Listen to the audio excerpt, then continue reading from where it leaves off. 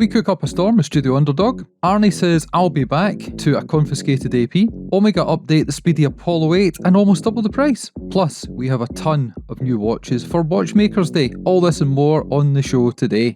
Welcome to the Scottish Watches podcast. Dave, how you doing? It's been a while since we've done one of these. Sober? Indeed, sober, yeah. It was the first time we've done this in a good few weeks, actually, because of Christmas, a plethora of shows we had recorded, and a variety of other stuff that we've been up to. I will take you to task on double the price later on when we get to that section, though. But from the original price, maybe would be a more accurate headline. But, we need to get them clicks. I said almost. That gets us away with a lot, it turns out, according to our lawyers. But if you're new here, welcome. We are a podcast that's out twice a week. If you're watching us on YouTube, you're missing half the story because we have 2 shows per week. One appears on YouTube most of the time and the other one generally appears on Spotify. So if you like what you hear and you want to catch up with us more than once a week, go and have a look there. Also check the show notes. They'll be linked not only in your podcast player but also in the YouTube description. That will give you all the information, tech spec, links, pricing. But we should probably crack on with the show. It has been a while, so we'll be maybe a little bit rusty with this. But there's tons to talk about. As Dave rightly mentioned, we've had a couple of IWC shows, we had our Christmas special, our year roundup, then we had the Drunk podcast with Barbara Plumbo. So all the new releases that have kind of trickled through in the last couple of weeks, we've not had the time to talk about them, but we're going to right that wrong today. And we're going to start off cooking up a storm in the kitchen, aren't we? That would be Richard Benz from Studio Underdog. And he's gone and done it again, hasn't he? He has brought to life another watch that was really, it has to be said, a bit of a joke to begin with, an April Fool's joke at that. And the pizza theme on this one is a continuation of many a vegetable, fruit, or slightly left field choice of palettes that he's had. But he's got 2 coming out here: the pepperoni and I believe the pineapple, which has come out of the ether, shall we say, for the new year. One of probably the most exciting releases so far of 2024. I would agree. I'm not going to dwell on it too long because he's actually going to be coming up to Scotland. We're going to see him again in the flesh. He's doing his international tour. He's across the world. He was over with Andrew at Time and Tide because it's a collaboration with those guys over in Australia.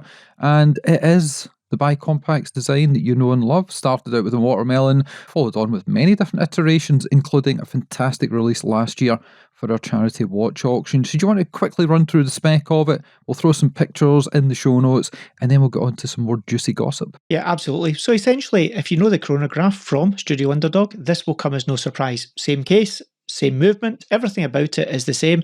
It's the dial that does all the talking. So you have the pepperoni and you also have, I called it the pineapple, but it's the Hawaiian, the more popular name for a pineapple pizza. Also a pizza that often upsets the Italians. You wouldn't want any kind of drama. You don't want like Pizzagate or anything like that. No, absolutely not. The nice thing here is it was done as an April Fool's joke last year along with Andrew McCutcheon, and the model that was the April Fool's joke was the pepperoni. Now that one has been released as was, so no changes. Very much like back in the day when they did something with Fratello and the Aubergine watch. That watch ended up being auctioned for charity or sold for charity in a limited amount. I think it raised about 13,000. So we can proudly say we made even more with the one that we put to our auction. All going to good causes, of course, though. Other than that, Seagull handwind movement in there. Price point wise, 550 UK and all the relevant price points in the market that you are. Check out the show notes for all the pricing details. The only trick to this one is it will not be released as a drop like he typically does on his website. It is only available if you buy it from Richard or Andrew in person. Now, this is a slightly different way of doing it. So he's doing this world tour, he's doing different events. If you want to get your hands on one of these, you need to make sure you get to an event that he's going to be at or Andrew's at in order to get your hands on one. So all the information is on his website with regards to specs and all of the bump about the watch, but you cannot buy it there. Now, you say he may be up in Glasgow seeing Porters, which is the only other retailer, in fact, the original in-store retailer that had the watches before anybody else, only otherwise available from Richard directly. Obviously now joined by Time and Tide store in Australia. When might he be up in Glasgow so that this might give a clue to some people as to when they should make it this way? He did tell me, I think it's Sunday the 28th of January 2024. And we hope on his international travels he will not run into the same kind of bother that perhaps the Terminator did. Yes. So, one of these stories that I guess it's best to be said comes with a bit of a warning as to if you're going to travel with high value watches, one should be careful how one does it and make sure that they have all the little bits of paper that you should have filled in. But what is the details? What should people do, Dave? Okay, essentially, so we should really split this into two. So we'll keep it short and sweet. Keep it into two. If you are an individual who's bought a watch, paid for it, it's your watch, and you're just wearing it, reality is you should have almost no trouble. If you pass through customs, it's on your wrist, it's just your day-to-day watch, you pass through the nothing to declare channel, the chances of anything happening are so infinitesimally small. And even if they did stop you, as long as you could prove it reasonably that it's your watch, you don't have boxes with you, papers with you, warranty cards with you, it should all be good. If you're travelling, even as an individual, with more than one watch, say you've got your watch roll with you and you've got some other watches, you should definitely be wary because you could be accused of carrying watches for trade and or for selling in foreign markets. And in those cases, really, you should be having your watches on what they call a carnet, which is a piece of paper that you effectively fill in that gives ownership of that watch to you to say that you'll be taking it with you and you will be removing it from the country. Every country's different, but there is an international carnet system that allows you to travel with it. If, as was the case with Arnie, you're travelling with watches for commercial purpose. Now, it turns out he was travelling with a brand new watch that was going to be auctioned for good causes, but still it was a tradable item. And as such, it should have been declared in full so that customs knew why it was coming into the country and for what purposes. They then may or may not decide to charge duties, taxes, etc. The problem with him is he didn't fill any paper in, he didn't have a carnet, and he got pulled up as he came through customs. He ended up, I believe, having to pay somewhere in the region of €35,000, which is a fairly hefty chunk of change, it has to be said. And a little variance of the German customs is that you cannot just pay it on a credit card. You have to pay a minimum of 50% of the amount that you're due in cash. So he was royally marched to a cash machine to withdraw the cash to pay for it. Now, of that 35,000, sure, a fair chunk of it, I think around 5,000, something like that, was the penalty for not declaring it. In the end, though, all was well. He was held for a good few hours, sorted it all out, off he went. There was even a few pictures of him with the faces of the customs officers kind of pixelated out. But in the end, it did go to auction, and I believe it raised somewhere in the region of 200,000, something like that. Check out the show notes for the actually accurate figures. Actually accurate, that makes no sense, but does make all the sense. Check out the show notes for the figure that it raised for good causes. This is very good information to bear in mind, even if you are just taking a couple of watches to go on holiday. I took, as I mentioned on the show before, I think it was about 15 watches through customs, and they absolutely shat bricks about it. But I showed them my Instagram page, as in Scottish Watches, and said, look, I'm a watch reviewer. This is the reason for it. So as Dave said, you don't have to take your warranty card information across with you. But if you have pictures on, say, your Google Drive, or you email pictures to yourself, or you have pictures of the invoices that you can show, better be safe than sorry, because we like to talk about an event that happened a number of years ago where a travelling collector brought a number of vintage pieces, I think it was across to Baselworld many years ago, and get stopped and get charged X amount for the watches that were his own, and he was showing them off. So yeah, be careful, because you know what customs are like. It's up to you to prove that you're not guilty, not the other way around. Now, we should probably do something we always forget to do, and that is the wrist check. And I'm going to go first and tell you what I've got on the wrist today, because this is a watch that was offered up to us a number of weeks ago. I think it was just before Christmas it actually arrived, and funnily enough, it was from a brand that I reached out to because a listener had written in to say that they had bought one of these watches and loved it, and they told us to have a look further. Unfortunately, it's not the watch they were talking about, which was a glow-in-the-dark, fully loomed dial number, but this is a new iteration from a company I probably can't pronounce properly, and I'm going to go with Noon, as in NW. And it may look a little bit familiar if you're looking in the show notes or you're watching on video, because they have borrowed a case shape that is rather intricate and usually would cost a hell of a lot of money. You know, I say that tongue-in-cheek because how many different watches look like how many other different watches? So we'll give them a pass for multiple reasons. First of all, this watch is in a composite material. It is a carbon base. It comes with a Ronda quartz movement inside with a GMT function, which you usually don't see in little quartz numbers. Comes with a very comfortable strap with a PVD coated stainless buckle, and you're looking at only a few $100s for this watch. It is not crazy money, and it comes in a pretty good set of packaging. You get a 2-year international warranty on it, multiple different colours you can choose from. I've obviously got the white here, but you can also get green and blue, and it's a 40mm case, although it looks and wears smaller due to that profile. They do a ton of different models. This obviously is the Origin GMT, but I fully recommend going to their website, having a look through it, seeing some of the loomed up editions that we were recommended to have a look at before, and just click on through because there's tons of cool things in there, and hopefully they will send us more across. So this one here has got an anti-reflective coating. It is 40mm by 47mm. The strap, they say, is called a nanotech dirt-resistant rubber, and yeah, well, it's white, it hasn't picked up anything yet. A lug width of 17mm, range of different choices of strap available. So yeah, jump on the website, have a look at this one, see what you think, and if you like it, go grab one, because it is rather funky. Dave, what have you got? What have I got? Before I start, you're correct. I would say the pronunciation is Noon, purely because there is a health and well-being company who make nutrient elements and drinks and such like called Noon, spelt exactly the same way. Anyway, what am I wearing? I am wearing my Louis Erard regulator, which is the Alan Silberstein edition. This here with the black dial. They also did it with a white dial. I think the white dial is not quite as nice as the one I have here. You've got the little power reserve indicator.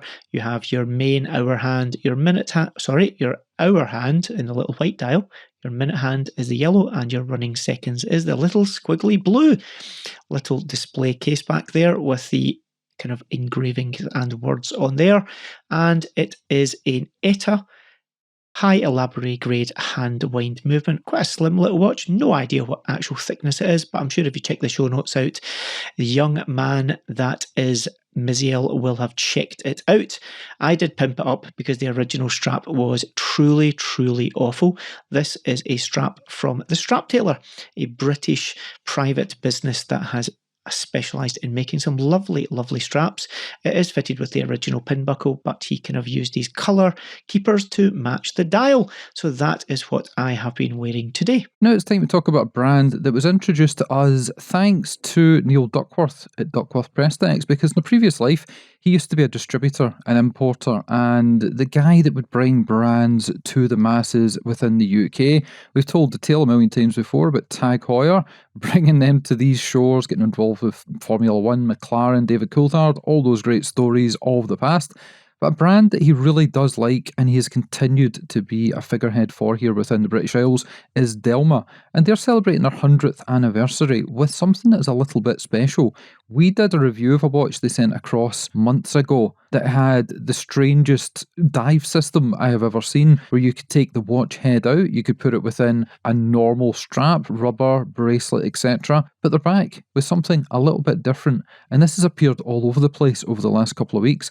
Edward actually did a quick write-up on our website, scottishwatches.co.uk, but Dave, you've probably had a look at this, and I want to get your thoughts on it, because I think they're doing something right here. Yep, so this is Delma with their 1924 Tourbillon. As you mentioned, they're 100 years old as a business. This is a business, a Swiss business in watches that has been within the same family and generations of said family since the start. So it's a bona fide, genuine Swiss brand. Maybe not one of the well-known ones, or certainly one not as well known as the big brands out there, but sure enough, it has stood the test of time, with that being 100 years this year. Now, the name kind of gives it away. It's the 1924 Tourbillon, and they've tried to do something a little bit more special. Now, they're producing an all-Swiss Tourbillon. Now, that's not to be confused with an in-house one, but they've reached out to many other Swiss companies, and you have BCP Tourbillons, a Swiss movement manufacturer who has put together tourbillons.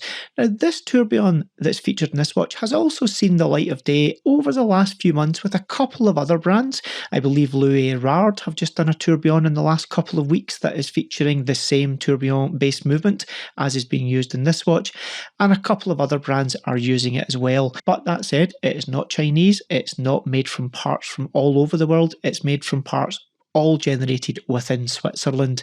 So you're having something that allows you to have a well priced for a tourbillon. Let's not pretend that this is an entry-level watch. It's still at the better part of 10,000 Swiss francs. So, we're not talking inexpensive here by any stretch. But for a Swiss-produced tourbillon, £10,000 is very much at the entry-level area that you would expect to be paying for such a watch. Quite a sporty-looking case. Have to say, I quite like the aesthetic of this, the dial especially, and it's well known that David is not a fan of dials with cutouts for tourbillons, but this has a kind of black, almost charcoal-esque, kind of roughly finished textured dial on there as well. I think it's really good. Check out the show notes, or if you're watching this on YouTube, a picture will be flashing in front of your eyes as we speak. Great little watch, coming in for, as I just mentioned, just under 10,000, as long as you order this watch during its pre-order period, which I believe is between January and March 2024. Neil does not suffer fools gladly, and the fact that he has shed all the different brands that he used to deal with to focus on his own family heritage brand, but he's still doing work with these guys, means they must be really, really good at their job and what they've been doing for the past 100 years. And to survive 100 years through all the problems that have been within the watch industry, quartz and otherwise, shows that they've got staying power. So yeah, definitely one to check out. Have a look in the show notes for further details on that one. And from somebody that's done really, really well and continued for a century, to a brand that has done phenomenally well, but then out of nowhere lost a third of its share value almost overnight. That is incredible. So do you want to tell us the watches of Switzerland woe? They've not been having such a good time over the last, it has to be said, few months. They had a bit of a burp in terms of their shareholder price when the news came out that Rolex were purchasing Bucherer. And I believe at that point, it was certainly in the 20% that they lost share value at that point.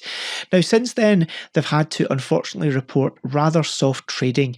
It has to be said, I think everyone's beginning to suffer a little bit from the cost of living, from all of the things that we're all having to pay, more for fuel, more for heating, more for food. All of these things is having a bit of an impact in the watch buying public, and we're beginning to see markets soften.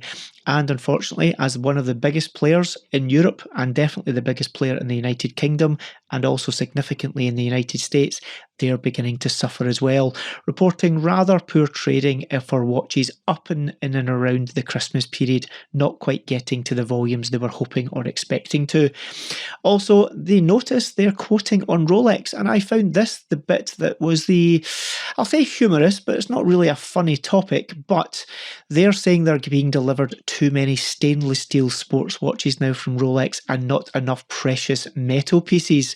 Now, I would beg to differ that if round about a year ago they were to say that, they would have probably said the opposite, that they weren't getting enough of those steel pieces.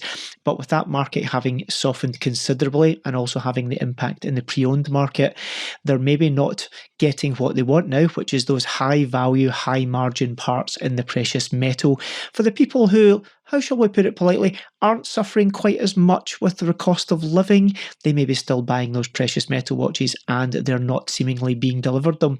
They have said that they're going to get through 2024 the number of Rolexes that they're expecting, but they believe that to be quite heavily weighted towards stainless steel models. So I guess the phrase is sometimes be careful what you wish for, as it may come true, just not when you want it to come true. 37% I've read in some places, 34, 35% in other places in terms of their share price drop, but it's had a pretty punchy impact on them as well, especially when they had to report their forecast is definitely down on where they would expect it to be. I believe at the press conference as well, a certain Mr. Duffy was heard to utter he didn't want to hear the word that began with B. And to further compound problems, their huge 5-storey flagship store that's due to open in Bond Street. In fact, it was due to be open originally at the back end of 2023. Then it was 2024. It's just been announced that that will now not open until at least Q1 or Q2 2025. So certain things maybe not going as planned at that business. Sad to see, but hopefully they will pick up because they are still the biggest player in the market. But moving on from a kick in the nuts there to a bigger kick in the nuts, so I think the Apollo 8 My first Speedy that I got in 2019 that I fell in love with at the previous Baselworld 2018 when it was announced, launched, and Swatch Group were still there and had a massive Omega area with all the Speedmasters over the previous 60 years up in lights. And I had to look at them because I was new to the hobby, about a year, and I'm eyeballing them going, yeah, who cares? Oh, what's this black thing in the corner that you can see through and it's got this kind of meteorite look to it? What the hell is this thing? Turned out to be the Apollo 8. I expressed an interest, nothing happened.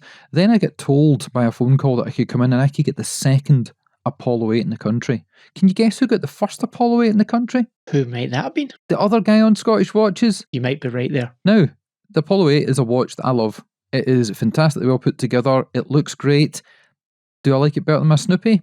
Maybe, maybe not. They are completely opposite the way they work, although they do have a cool party piece when you flip them round the back. We had heard that they had stopped production of the original. Nothing was really mentioned as to why. We knew it was quite a good seller. It didn't really hang around in shop windows until the very end of production, but then it went away, and then suddenly you got a call saying, are you in Switzerland? Because we've got some secret squirrel stuff we want to talk about. You went across to Omega, and then what happened? So sure enough, they have rolled out the all-new Mark II edition of the Apollo 8. And I have to say, on initial viewing, it's very, very similar. So similar, in fact, that you have to look a bit more deeply to see what has changed. The more you look, the more that has indeed changed, and the more detailed it gets. Now, Ricky, you mentioned that it was double the price of the original. And I think it is fair to say that when you and myself purchased that watch, it was in the 7,000 something price category, I believe. Can you remember exactly where you bought yours at? I think it was 6,400 or 7,400. Yeah, something like that. Let's go with somewhere between 6,500 and 7,500, but in that general area. I actually hadn't really kept track of where the original Apollo 8 had got to. It was actually selling for £10,100 retail before it came off sale, which did give me somewhat of a shock. And it also gave me a bit of a shock with regards to how much it shows prices have increased since the heady good value days of 2018, 2019. A mere 5-6 years down the road, and things have got considerably more expensive. And that includes, unfortunately, this new edition, which in the UK is coming in at £13,500. So effectively, we're looking at a £3,500 upgrade over the outgoing model. Now, may you ask, why is it more expensive? Because Omega like money. Well, yes, this is fair. Along with, let's be honest, pretty much every other Swiss watch company, they have a bit of a desire for the old greenbacks. We've moved up to the latest Meta-certified movement, which would be expected. Previous iterations running in the old previous generation movement. So we've gone up quite considerably to the all Metas master chronometer. You also have that laser ablation on these plates and the kind of main plate and the bridges to give that effect of the moon. Now, it turns out that the first edition had what they called a photorealistic interpretation of surface areas of the moon. On the new edition, that technology has moved forward. The front of the watch has more laser ablation, it is more textural, and it has a specific area of the moon. Now, I believe it was the Sea, it wasn't the Sea of Tranquility, it was one of the areas. I'll need to check the show notes out for the area, but it's a very specific area of the moon. And on the case back, all of the laser ablation you can see through the display case back is of an area of the dark side of the moon, because of course, famously, Apollo 8 was the first to completely go round the moon multiple times and was the first to lose transmission with the Earth as it moved round into the dark side of the moon. You also have lots of other little tweaks, less screws that are on show. The screws that are on show have been darkened and blackened in order to make them not stand out as much as they maybe did on the previous edition. As the new movement is thinner, it is a new case, completely different profile in terms of the side profile, the lugs, and the drop in the lugs. It's very slight, but pretty much every facet has been realigned and reshaped. There's a little party trick. One of the seconds hands is in fact a Saturn V rocket. It's infinitesimally small. It's grade 5 titanium. It's made using a very innovative laser milling technique. It's been painted, lacquered, and using titanium areas that have been darkened and blackened. If you use a pretty powerful loop, it's very detailed. Some folk love it. Some folk absolutely detest it and hate it because it's a bit kitsch and twee, but it is pretty funky, it has to be said. Is it worth $13,500? Now, there's the question. My opinion is this. If you have the first generation, no, it is not. If you don't have it and you wish you did have it, then this is your only option. And I think that the money is there in it if you compare it to many other watches.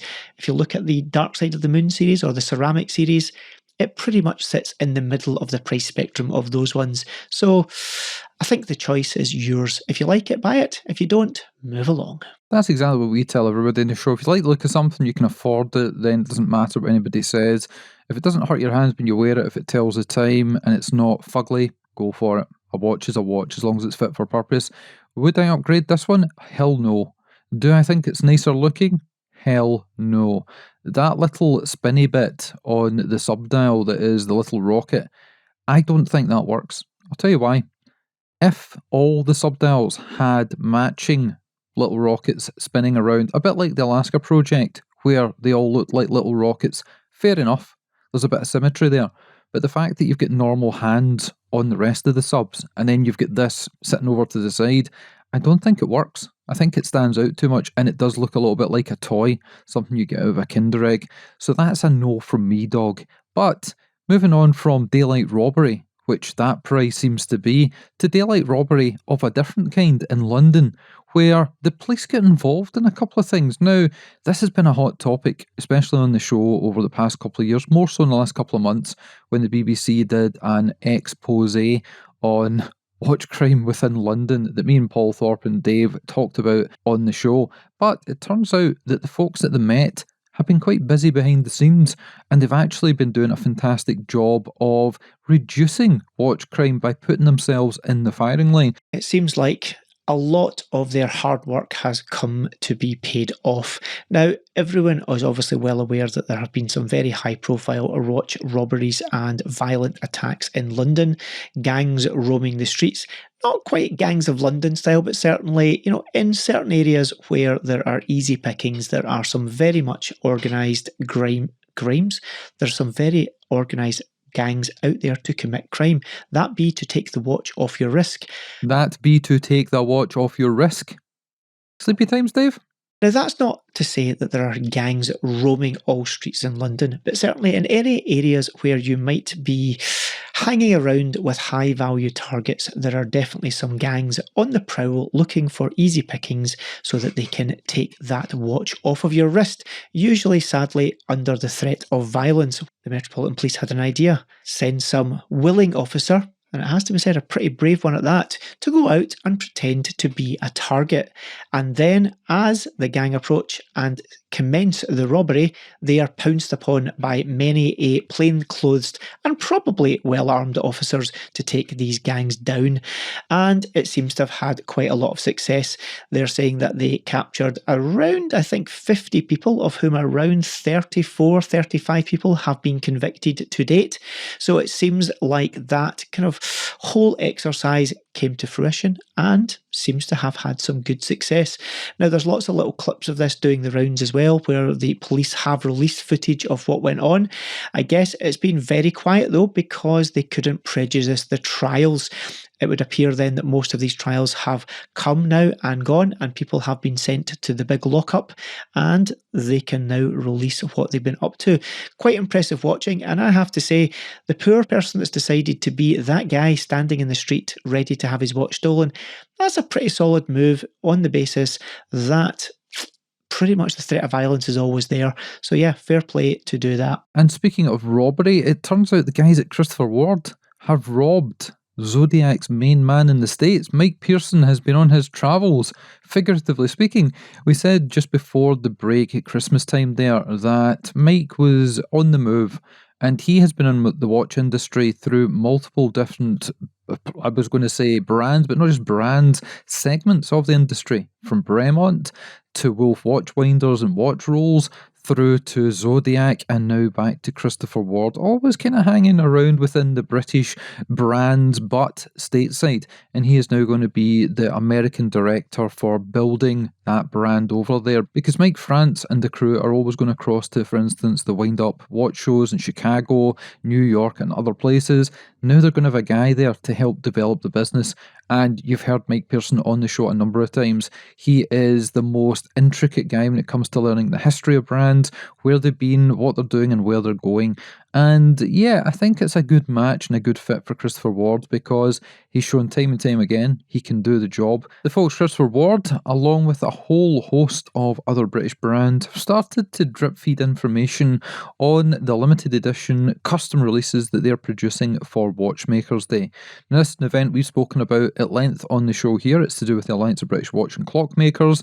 Katja, Alistair, the guys at the helm of Christopher Ward, Mike France, plus Roger Smith started this thing 3+ years ago, and they've decided to bring all these different brands together under one roof for one day only, and a whole host of them have decided to dig deep into the design background and bring some watches to life that perhaps would never have seen the light of day otherwise.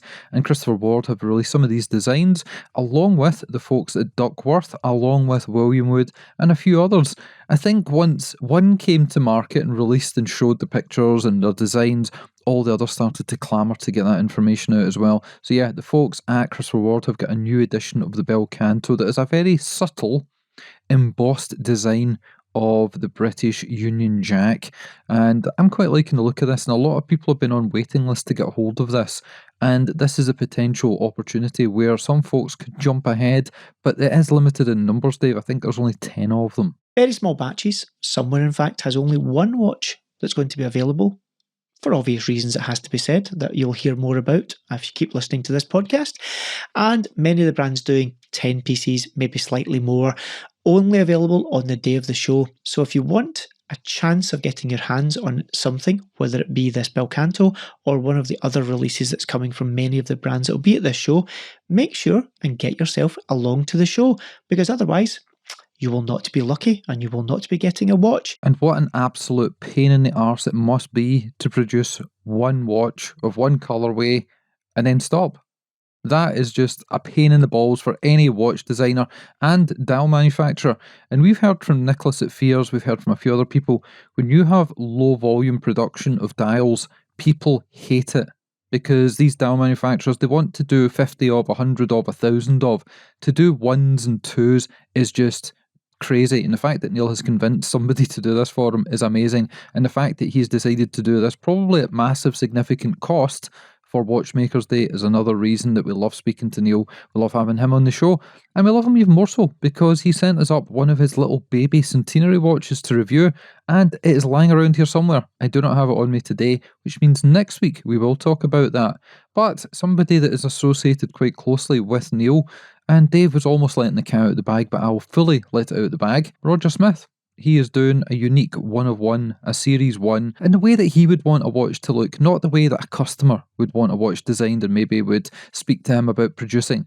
He has been working behind the scenes on a whole load of cool stuff, and we have a show coming out very soon. So you want to be subscribing on YouTube, you want to be subscribing and following us on your podcast player platform of choice, because Roger's going to come on and reveal all about a whole load of things, including the second version or the follow-up to The Watchmaker's Apprentice, something that we talked about a little bit with Alistair a few months ago on the show here, but more details are coming out on that, and more details on Watchmakers Day, where over 44 brands are coming to showcase all in this one day.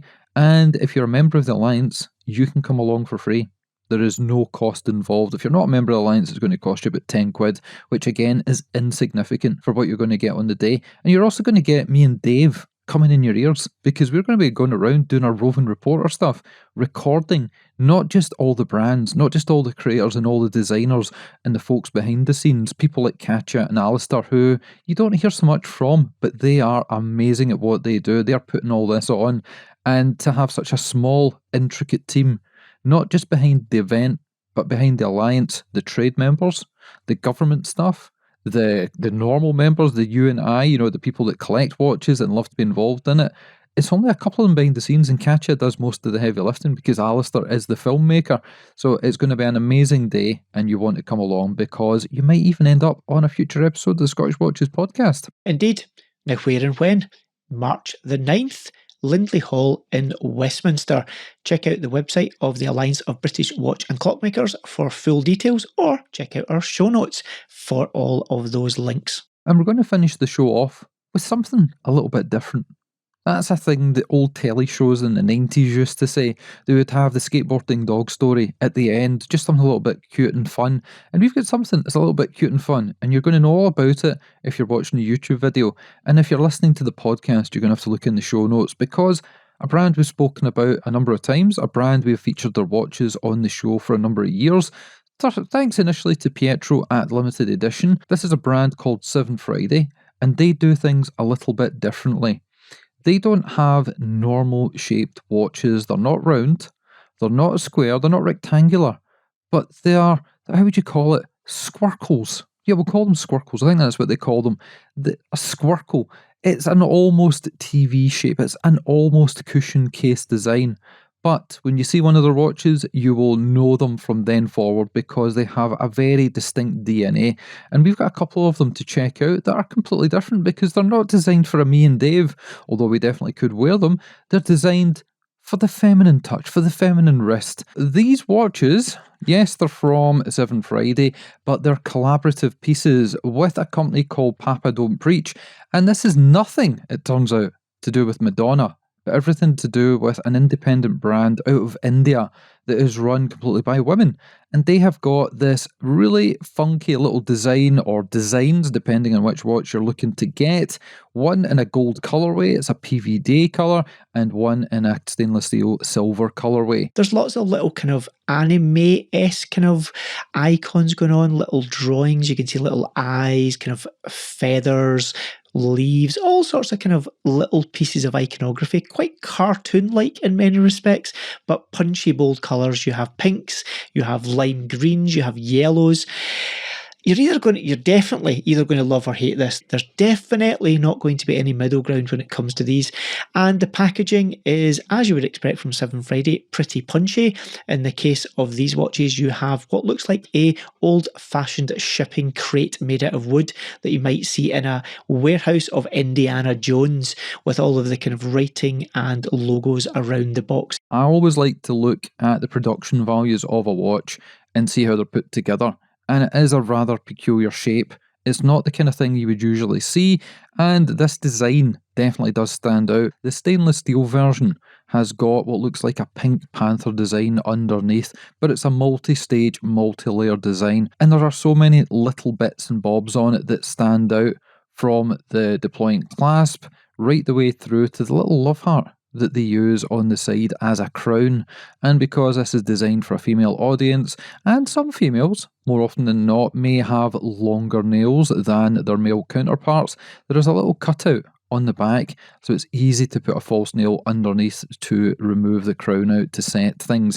And because this is based on a Ronda quartz, you're not going to have to set it too often, maybe twice a year. I have obviously passed these across to Simona to have a look at because she knows more about this kind of stuff than I do, and she absolutely loves them. She was very keen for me to get a couple of them across to play with, to check out, and everything through to the packaging, as we are showing in the show notes and on the YouTube video, she adores. Now, Dave, we should probably finish the show off doing the thing that we usually do in the middle of the show, but we've not done a live show recording for a while we've been sober, so everything is kind of back to front. And I'm going to tell you about what I've been up to, but I'm not going to tell you what I've been up to. I'm going to tell you about what I've watched. And I unfortunately decided to put down my hard-earned cash, not on a watch, because I'm saving up for something bigger than a watch, but I put down a little bit of cash on Amazon Prime to watch a video that was about 3 hours long. And it was from that guy, Chris Nolan, who's quite good at making movies, but it turns out he made a movie about atomic weaponry, and it was the most boring thing I have ever seen. And you know how something is hyped up so much that you're really waiting, and you're like, it's going to get good, it's going to be such a good payoff. And then it turns out there is no payoff at the end.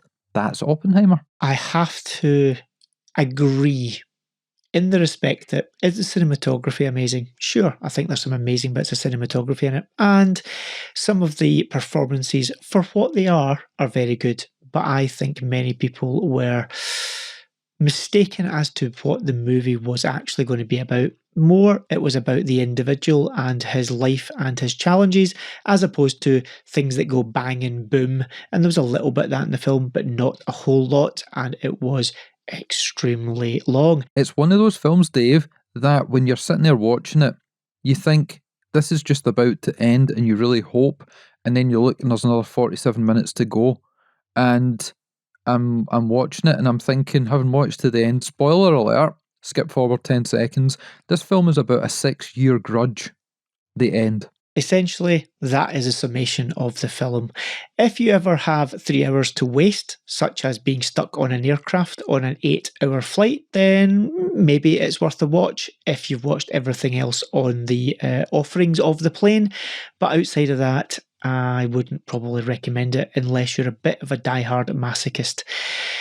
Anything else have you been up to, or is that it? No, I'm going to throw a few more comments out on this one because generally Christopher Nolan stuff is pretty good.